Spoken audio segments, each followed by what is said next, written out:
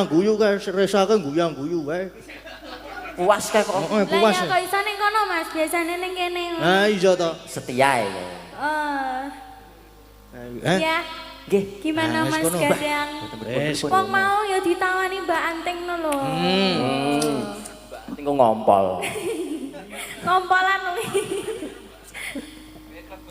Wis. Yo. Napa tembangnya napa? Apa ding? Monggo. Aku ki bawa wae, bawa mau. Aja. Bawa Mas. Duet no duet. Duet apa? Napa? Duet anu. Lintang Asmara. Waduh. Iki request lho Mas, request Mas. Oh, ding requestmu ding. Singkong dan keju apa ngono. Bawa mawon. Aku seneng anu apa kuwi, Ding? Apa? Apa? Sesideman. Sesideman. Seneng sidem-sidem wae. Sesideman kok. Senengane jebul sing sidem-sidem.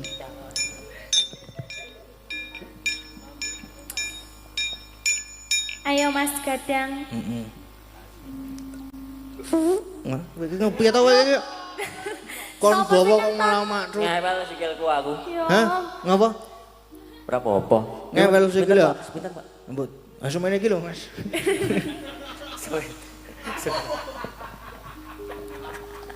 Ya Allah. Wewe. Lho nek wong munggah arep ana wong munggah gunung, Ding. Lho. Heeh. Arep nyawer ketok. Ora kok kuwi mesti harus dolan-dolan sekitar kene iki. Oh, wis ngetokke amplop. Lho balik maneh. Wiwitane Nderek sang kepek. Pekek. Nah, toh mulane sesuk meneh iki ngati-ati. Lungguhe nugelke kursi. Yo gek nderek sang kepek yo. Anderek sang pekek Apa yo priya gabus. priya bagus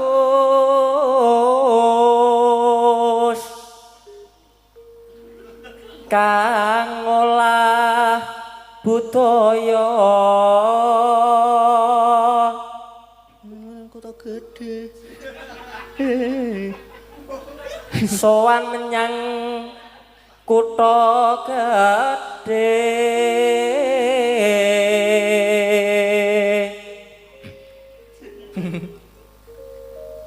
Bantara terus kayung yun Sadate. wis misro ta senane Ngisro ya Mas ya. Piye to? Aku seneng kisro aku kok wong kok. Selendang. Ya aku malah lali ki mau. Mesah dadi soleh ngono. tumbuh lah tutup ya sing ngene iki mari Selendang kuning Mas. selendang kuning Gangengke siji. Hi. kang saking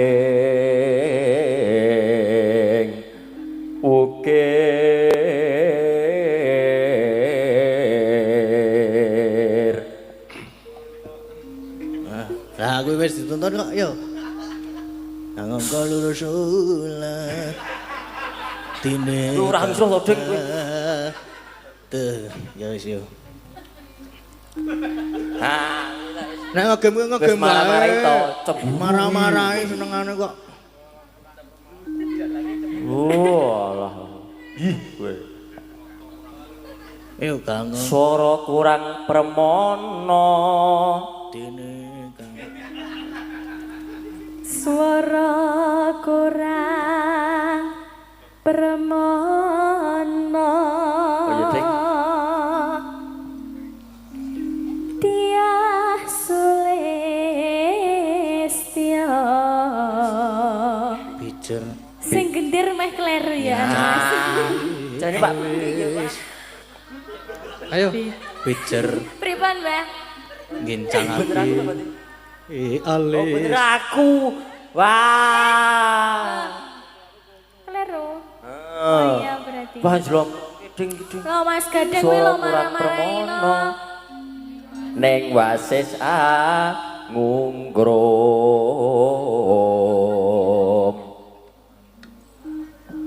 Angungrum marang bendoro. Tiasulistyo pijer ngincangake alis Rukun.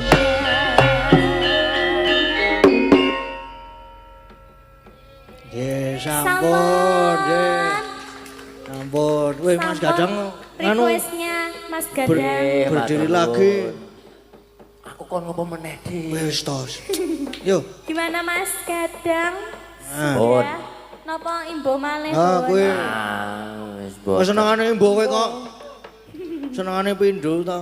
aku iki kademen yo ding iki ding Kemulan. adem Nah, mulane beraktivitas, bergerak joget. Heeh. Lah mau ora joget to? Nah, Rasake wong to wis Olahraga malam, Mas. Nah, kowe pikiranku terus nanti gedeng iki nek yamene iki pikirane do elek-elek, Dik Lintang. Ampun mancing-mancing mungkin ndak. Oh iya maksudnya itu olahraga joget Ya. ngono lho Mas. Oke. Biar sehat. Nggih. Ya to ben ra kademen ngono. Nah, nggih Sudah. nggih sampun. Sampun. Nggih. ayo sampun Nyo, semuanya. Nyo. aku ikhlas lahir batin dengan aku ding Tenan. Nah, toh. terima matur nuwun Wis kaya ngono. matur nuwun yo le cah bagus lah Cak. bagus tenan Padha-padha Mas elek lho piye to.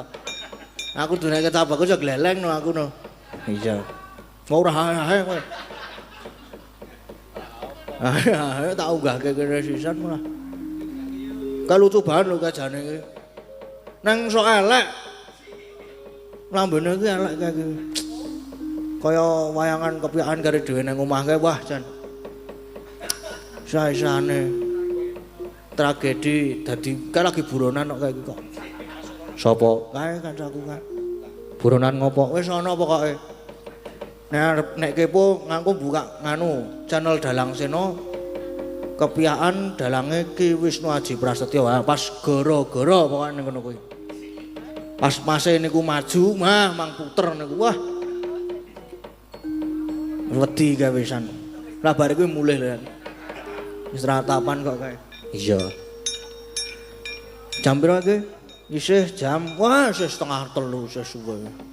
Isih iso sak lagu meneh ya. Tinggal penutupan. Tetep nek penutupan ki Nah, toh, aku ora omong lho iki. Aku ora omong lho, duet ke. Duet ki karo Mbak Agnes. Bela. Ben entuk aplaus saka sing ngrebab. Apa meneh? Ora. Hah? Oh ya berarti Mbak Eka. Terus bangga aku jane aku wis kemo sengit aku. Oh, pasrah berarti oke, Mbak Eka dan Mbak Anting. Ya. Ya. Ya dituruti mengko ndak mencep. Ndak cemberut. Ya. Jumeneng ya, jumeneng. Yo kanca-kanca. Ayo para pesindet. Ayo. Iki enggak disepoti ya. Weh lah wis ngene iki wis malah gayeng kok. Wila sih pengen nganu meneh apa? Nyanyi meneh apa? Lah nembang apa ora? Lah iya, aku ki omongan karo Mas Gadang. Oh alah. Hati-hati alon-alon. Lah tenan ora to? Kita bayi lanang mboten. Nek ditambahi arep sapa? Mas Keswan. Nah, setuju nek aku. Setuju aku pas. Pas kowe. Wis pokoke sapa-sapa kena iki. Wong tua akeh mutet. syuting. Malah main nih lho, Bu. Main nih lho, wis seben. Soale saiki kuwi dadi bandar. Bandar apa? Potok po. Nggih. Sama Lintang no, gestar Oke. kita no. Oke. Bener, sama Dek Lintang no, Beres. gestar kita. Apa? Manut. Ini lagune wis manut. Lagune nek napa Mas Gading? Derek. Derek. Nggih. Sing gayeng wae ya. Sing gayeng no, penutupan sing gayeng-gayeng. Ya. Anyang-anyang. Anyang. Oh iya. Sampun. Nggih, sampun matur sembah nuwun. Wis pas jam 2:30 kliwat seprapat.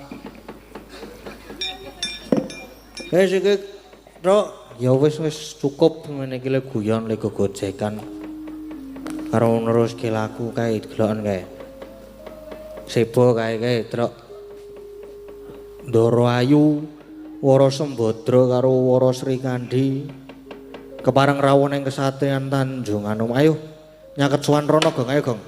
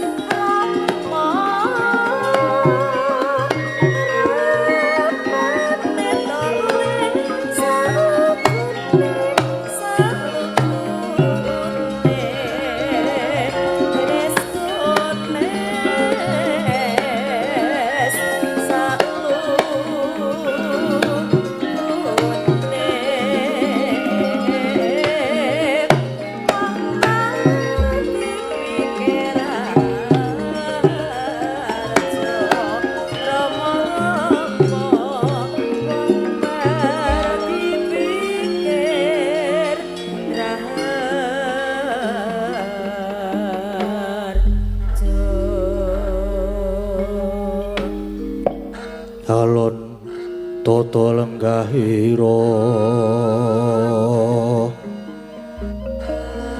risang marta tameng tasih misuda andana raras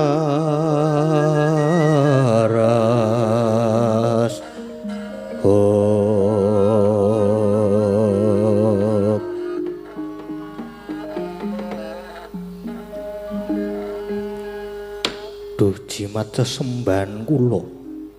Kanjeng Ibu, rawuh paduka ingkang putra keparenga ngaturaken sumengkeming pabekti Ibu.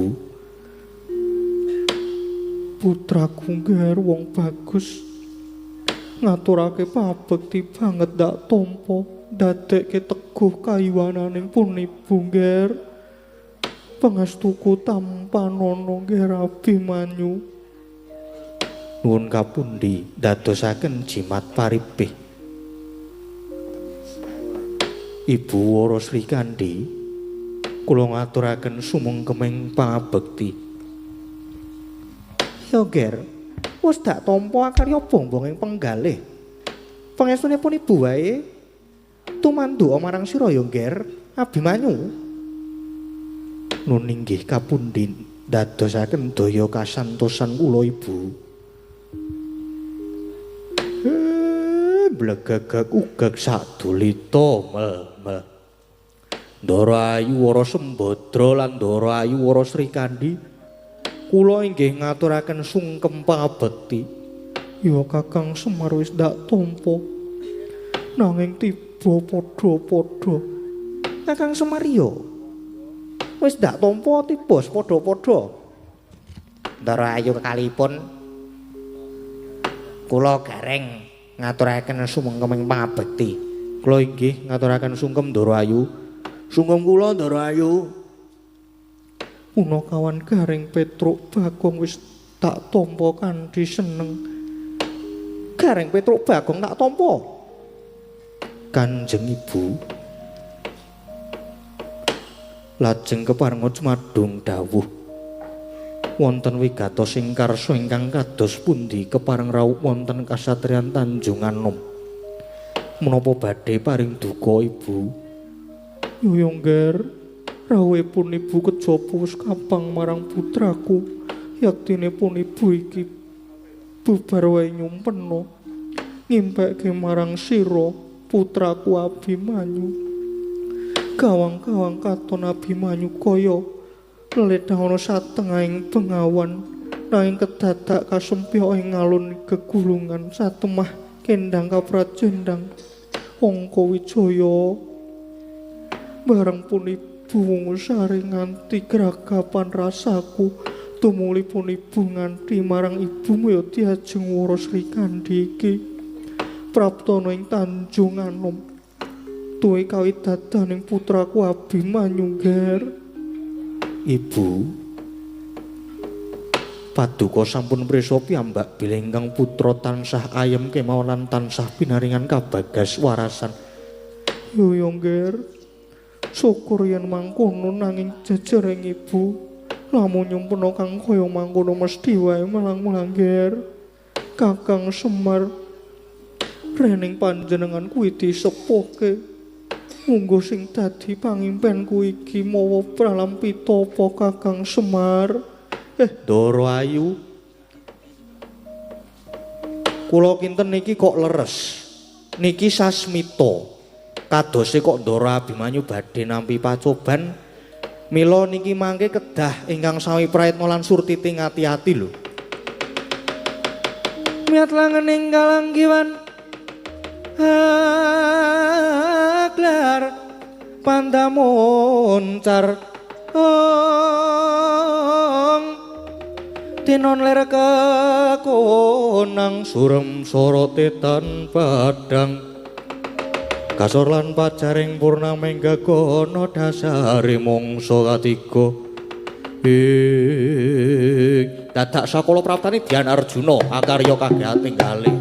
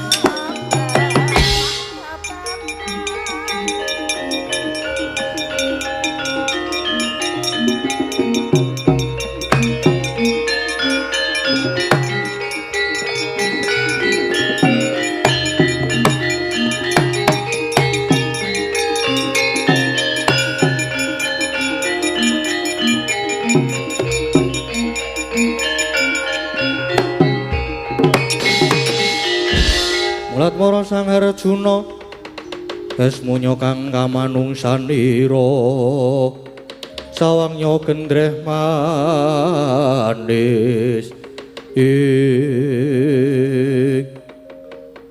boten nginten jebul pangeran bapakne kula prawana ing Tanjung Anom. Iya ibune kula Diajeng Sembadra pun kakang kang prapta. Bekti kula kunjuk pangeran. Yaya Sri Kandi wis ndak tampa. Duh Kanjeng Rama. Sungkem pabekti kula mugi kunjuk Kanjeng Rama Abimanyu. Sira ngaturake pabekti wis ndak tampa. Malah kepara pun Rama bakal paring bebungah.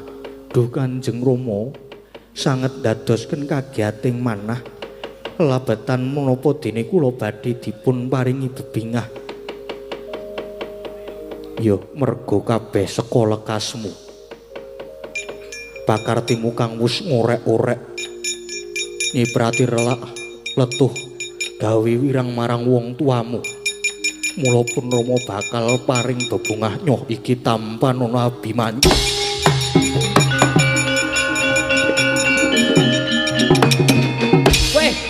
Weh lah.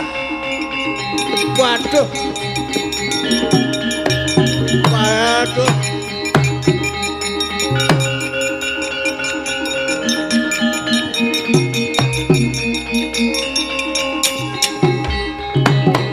Duh Hyang Agung. Iki kepiye kok Abimanyu malah dijempalane bet-bet. Pangeran Arjuna kok malah mentolo menika ados pundi? Niki wau pripun kok ngerti-ngerti Ndara Abimanyu diantem aja do meneng wae ayu do ditututi kae.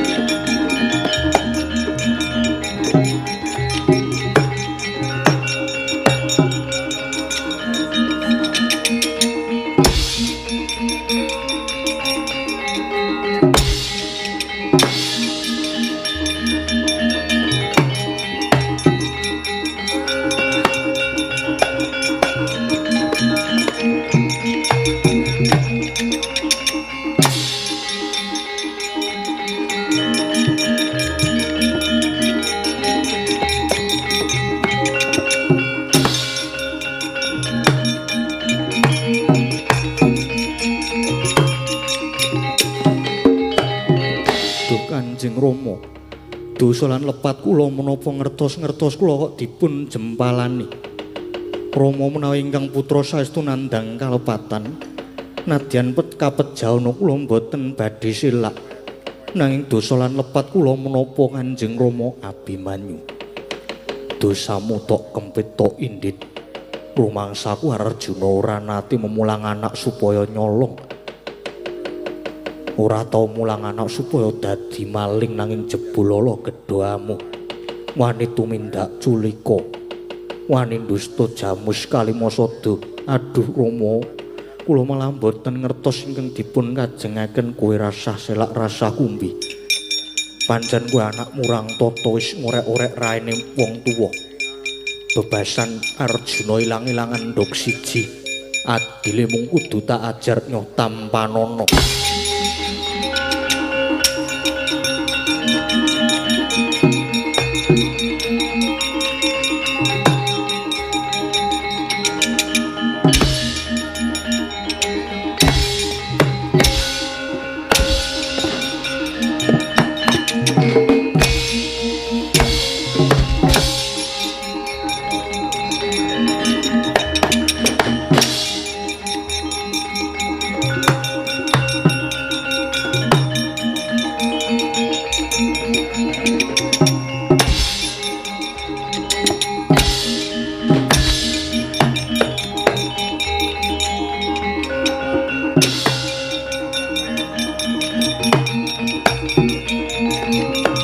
topet topet.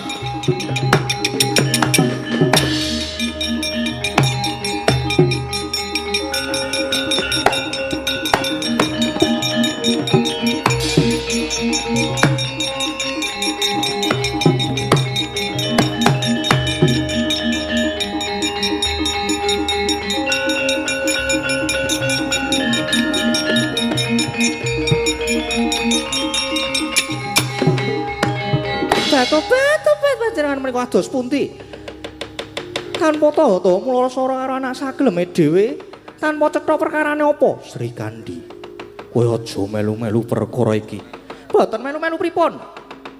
Abimanyu nika nggih anak kula bocah ora dosa, ora ngerti apa-apa diajar. Kula sing mboten trima. Nek kowe ora trima malah tak katutke dosamu. Apa dikira Sri Kandi wedi? Garwa kaya ngono punjung kepelan kowe.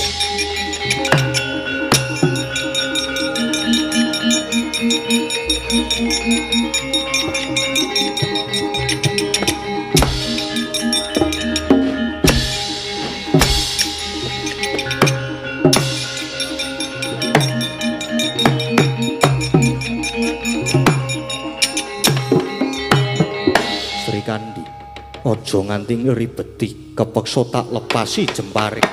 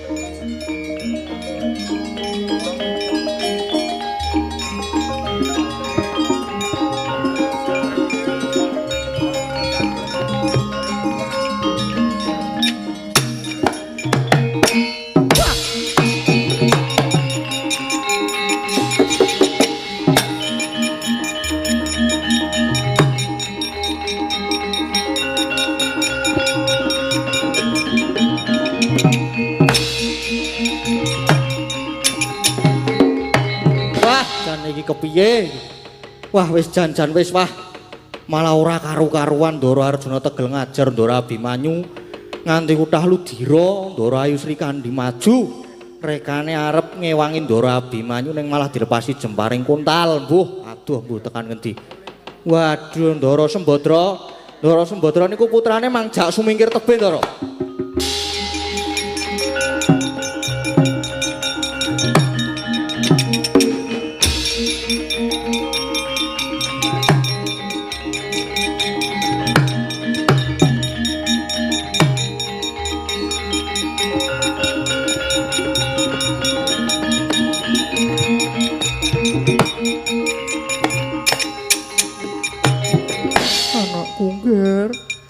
Kula sora karo bapakmu nganti kutah ludira. Ibu, kula inggih mboten ngertos lepat kula menapa. Ya pun Ibu percaya, Nger. Wis ayo Nger alu wong sumingkir wae, Nger.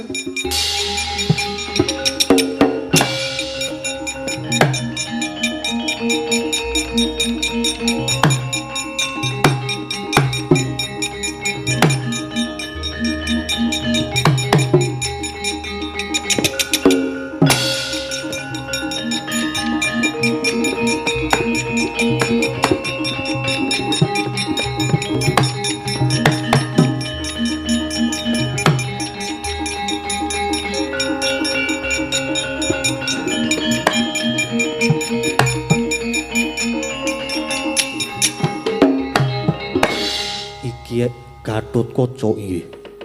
Pawan kula aturi emut sampun ngantos nuruti dhateng keberangan enggalih Dimas Abimanyu menika mboten lepat. Abimanyu cetha luput. Wis gawe wirange wong tuwa mboten. Supados gamblang kula aturi nenggo Dimas Antasena Gatotkaca.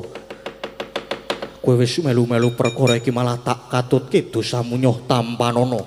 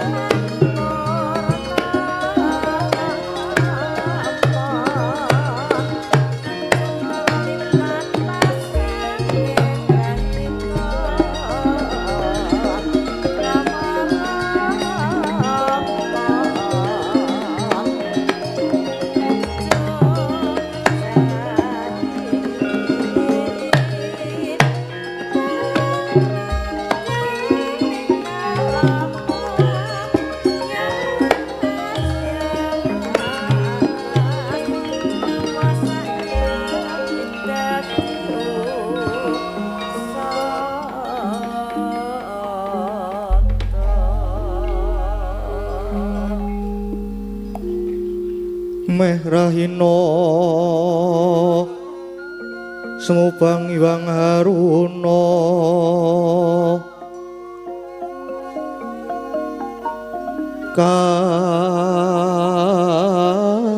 kadinetraning anggorapuh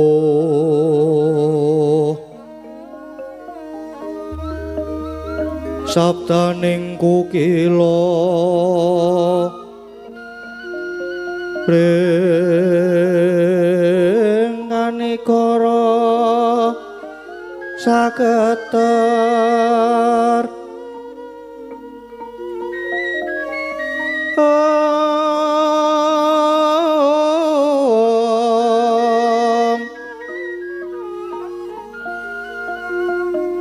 kini tunganing kum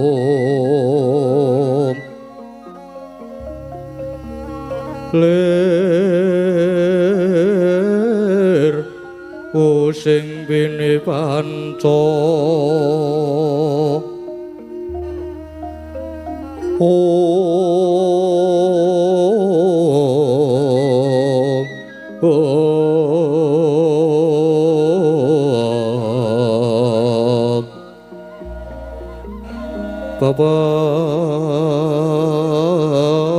toking ayam ono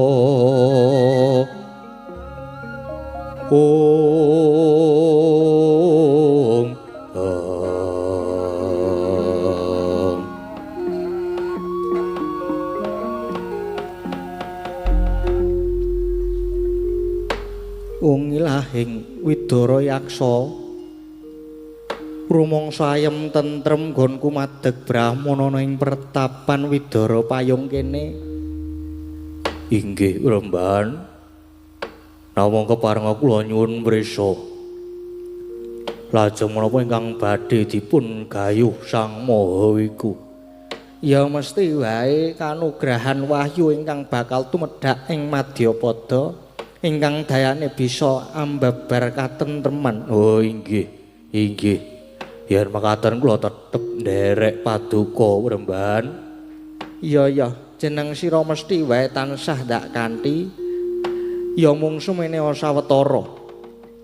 Merga saka pandugaku Widara Payung bakal ana tamu iki Widara Yaksa. Meraina semubang hiwang haruna kadinetraning anggorapuh sabdaning kukila ringkanekara saketer kini tunganing kumlir sing bini panca kedadak praptanipun Sang Dyahayuwara Sembadra ingkang nganthi ingkang putra Dyanangka Wijaya.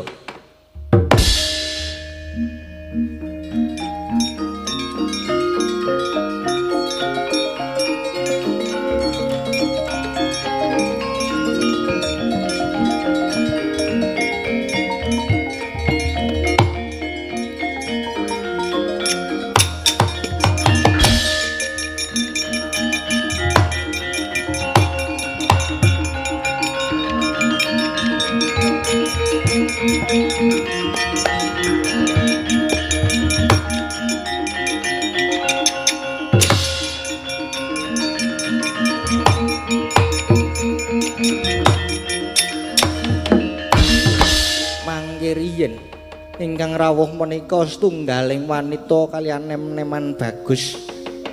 Sinten nggih paduka Raden Ayu? Anemban yen durung yen dangu marang aku Wara Sembadra lan iki anakku Abimanyu. Oh mekaten. Lah wonten menapa kok rawuh wonten pertapan mriki, Bremban?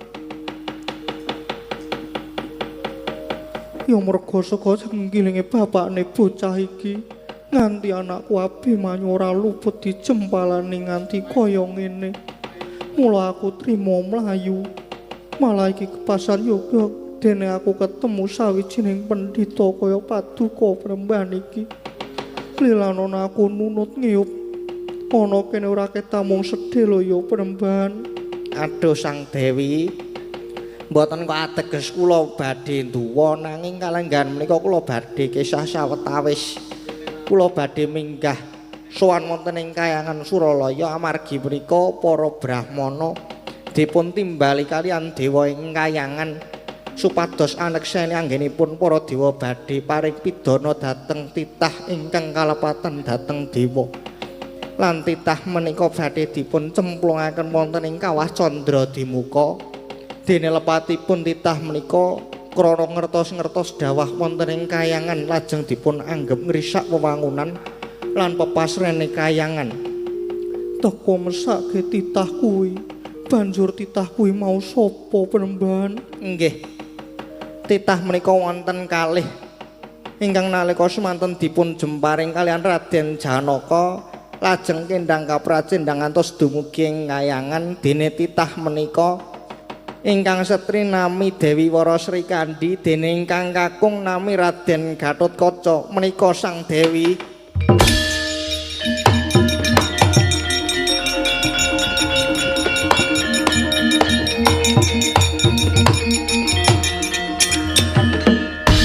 Dewi Sumbadra dupi midhanget sabdane Sang Wiku. Bila titah ingkang badhe kacemplungaken wonten ing kawah Candra Dimuka menika Dewi Wara Sri Kandi miwah ingkang putra Raden Gatotkaca satemah kaya murup kamurkane kaya ana daya pangaribawa nempuh anggane Sang Dewi sarirane saya mekar jelek dadi buta gedhe salawan-lawan.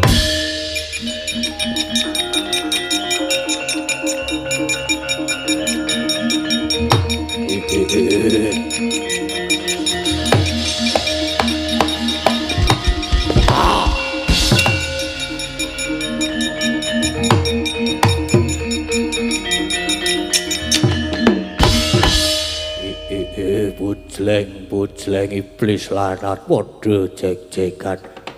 Penemban, aku iki Badra Yaksa bareng Penemban iki mau dawuh yen to Sri Kandi lan Gatotkaca bakal dicemplungke kawah. Oh, aku ora trima. Abimanyu, kowe sawetara mapan ana kene dhisik. Aku tak munggah ning Kahyangan dewa-dewa ora gelem ngulungke Sri Kandi. Wah, ora gelem ngulungke Gatotkaca Kahyangan tak gawe sungsang bawana bali.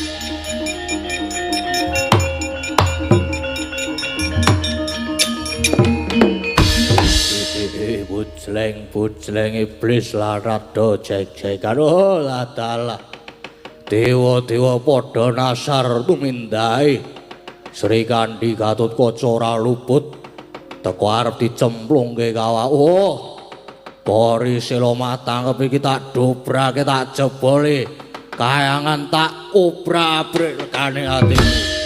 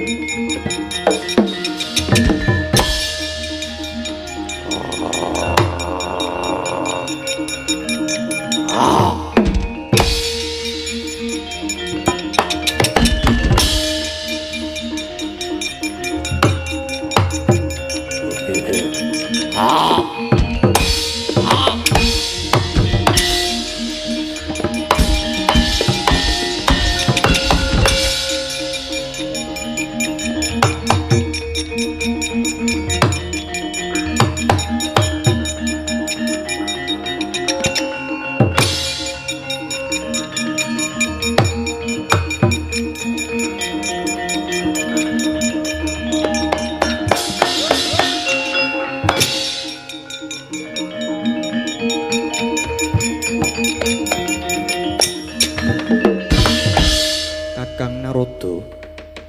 Kayangan kok geger para apsara apsari sami lumajar nungsang mulang umbuk bentus. Wonten menapa Kakang Narada? Perkencang warudayang Pak Pong Bu para kali cudi sapa sing gawe? Adi Guru, menika wonten pangamu ing buta. Yaksa sinten Kakang? Ah mengke lak nggih dugi mriki.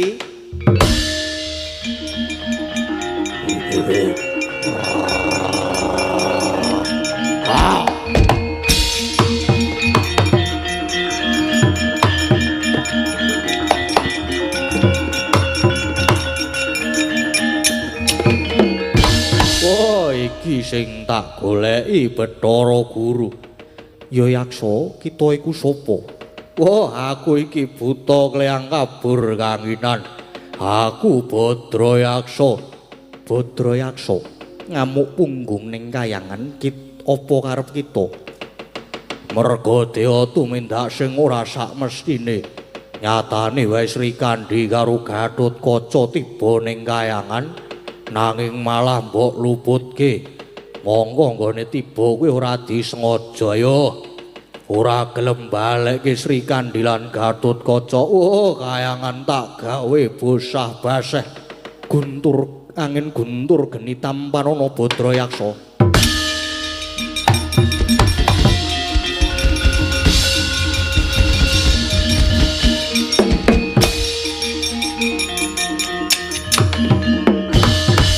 Ayo Dara Guru, daya kemandenmu Ratu Momo. Kakang Narada, buta menika teka ampuh. Lah nggih ampuh mawon. Lah Adi Guru niku nggih aneh. Titah ora luput kok arep dicemplungke kawalan niku senadyan wujude buta ning ajeng jajake bebener mula diayomi Gusti eling lho Di. Ala niku mboten badhe tumama ing becik. Nggih Kakang. Ulun ndada dhateng kalepatan ulun yen ngaten Kakang Narada. Sri Kandi kalian Gatotkaca supados dipun luari bebandanipun dipun suwanaken mringi. Lah rak ngaten nggih. Nggih ngestoke dawuh Adi Guru.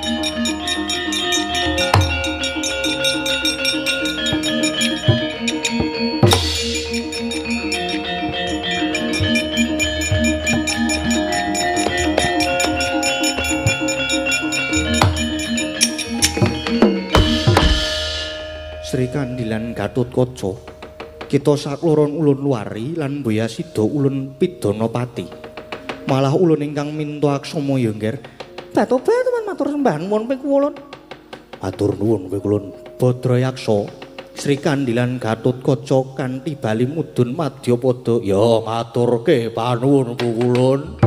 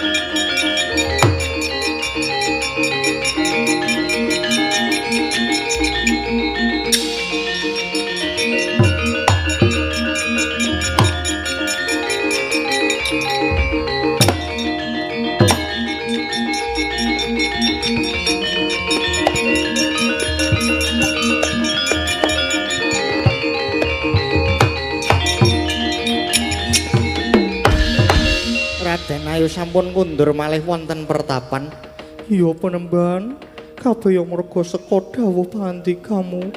Aku wis kasembadan ngluwari Sri Kandi lan Gatotkaca. Syukur yen mekaten syukur. Ngaturaken gunging panuwun Panembahan. Kula inggih nderek switalan nderek ngayo wonten mriki nggih Panembahan. Inggih. Inggih mesti kemawon kula tampi.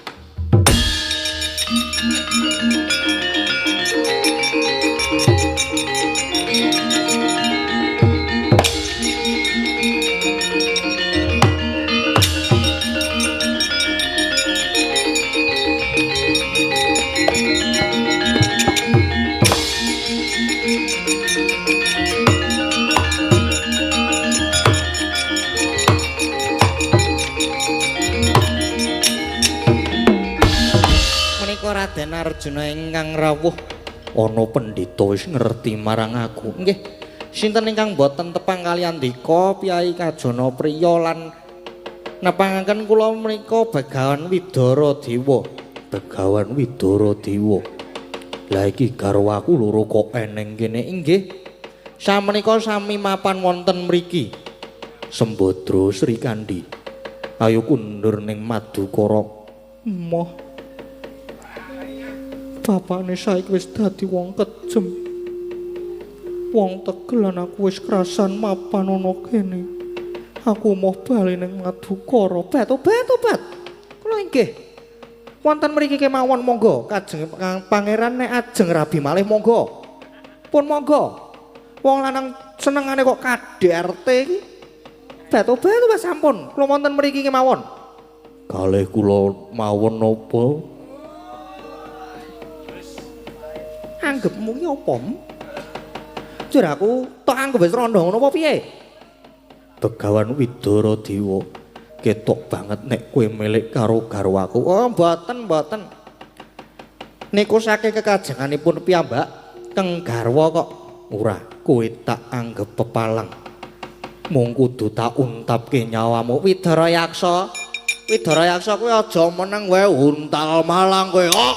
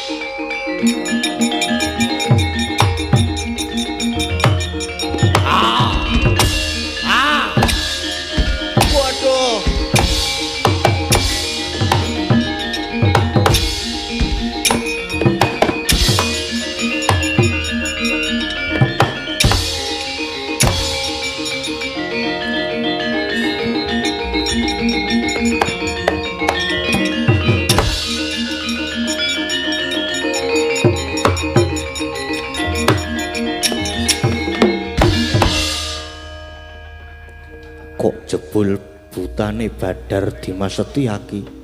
Iya Mas, kula nderekaken pendhita kula. Lah pendhitane kae mau sapa sing dadi Candra Setyaki? Mestine pendhitane alah nggih sinten malih Koko Prabu.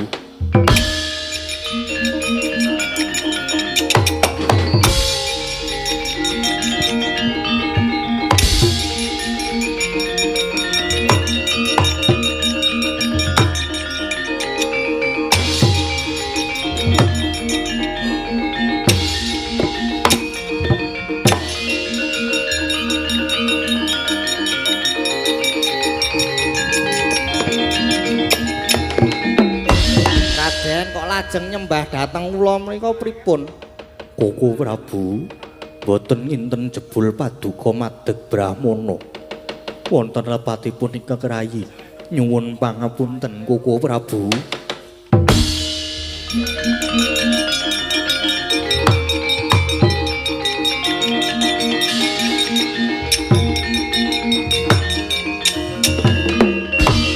Wisnu kuwi panitise dibenilah dadi loro. Kresna lan Arjuna nanging merga saka petengmu nganti ora bisa ngerti yen Kresna mendhita. Lan meneh, lah kok dadi kowe mentara karo anakmu dhewe? Inggih, kula lepat Koko Prabu. kala wau wonten negari Ngamarta Kuku Prabu paring dawuh pangandikan yen to Abimanyu nidra Kyai Jimat Pustaka Jamus Kalimasada. Lah pun Kakang ki sawetara mapan ana Widara Payung kene. Mula ora rawana negara Ngamarta lan Pustaka Jamus kuwi ora ilang nanging pancen tak singetake. Dadi sadurunge pun Kakang madeg dadi pendhita iki mau luwih dhisik nganggo aji panglimunan nyengetake Pustaka Jamus Kalimasada. Merga Jamus Kalimasada ana kang bakal mamrih. Mula banjur tak singetake kejaba saka kuwi. Jamus Kalimasada uga tak nggo srana nggone pun Kakang gayuh wahyu katentreman. Ngono kuwi Janaka. Gayuh wahyu katentreman. Menapa sampun kasembadan wis wahyu katentreman wis sinarira. Nanging mengko dayane uga murakapi kanggone para Pandhawa lan kawula Ngamarta. Inggih matur sembah nuwun Kuku Prabu. Lajeng Kresna ingkang wonten negari Ngamarta wis timbang kowe mengko malah isin dhewe sumingkira dhisik nemonono garwamu lan putramu Abimanyu kae Pakde aku sing sowan Pakde.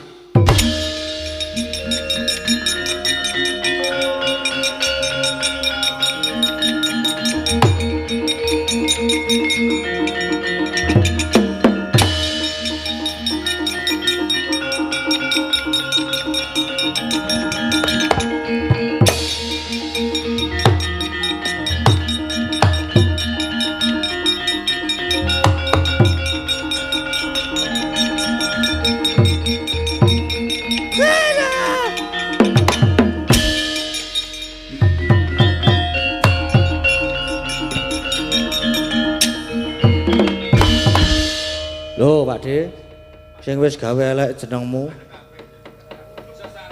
Ya, pun wis preso kok. Dengker. Kula nyuwun pangapunten sampun damel kucem asma paduka Ngger Prabu Kresna. Nggih. Kok nggih dadak Membanata Ndwarawati niku? Inggih. Batipun mundi dawuhipun Angger Kurupati. Kula nyuwun pangapunten nggih, Ngger. Kula nyuwun pangapunten kula tak wangsul. Nggih. Mpun. Sing pun nggih pun benjang ampun diwangsuli malih. Inggih Nger Antasena Antarja wis ta iki. Aku tak bali ya. Ya wis. Ning janji sesuk dibaleni meneh tak polo meneh. Ora aku wis kapok. Aku tak bali ning Sukalima ya Nger.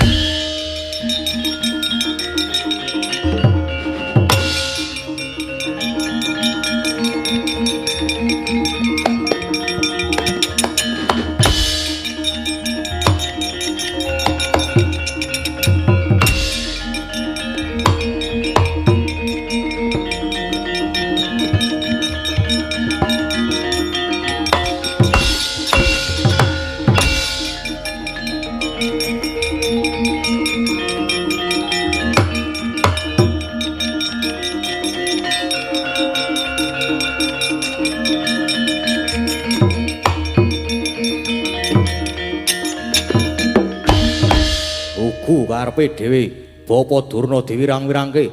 Wah, kowe kabeh merga Sekala Putih Durna bapakmu. Wes mbuh ora edep. Ndi Kanjeng Rama wis kundur ning Sukalima. Kowe bali yo. Bali nek wis nyangking sirahe salah siji saka Pandhawa tungkak tampanana.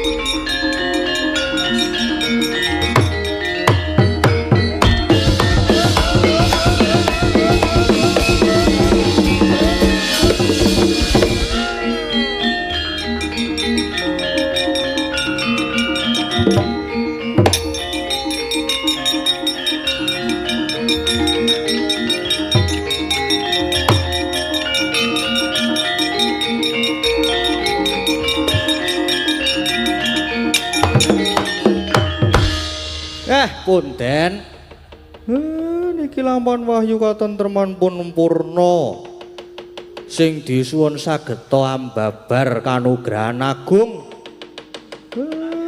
Mugi-mugi tansah jinangkung tansah binerkan Gusti warga ing Kedung Sriti mrika. Yo. Mugi-mugi tansah binerkan Gusti malih. Tansah pinaringan kabagas warasan. Lancar samudayanipun, lumintu rezekinipun.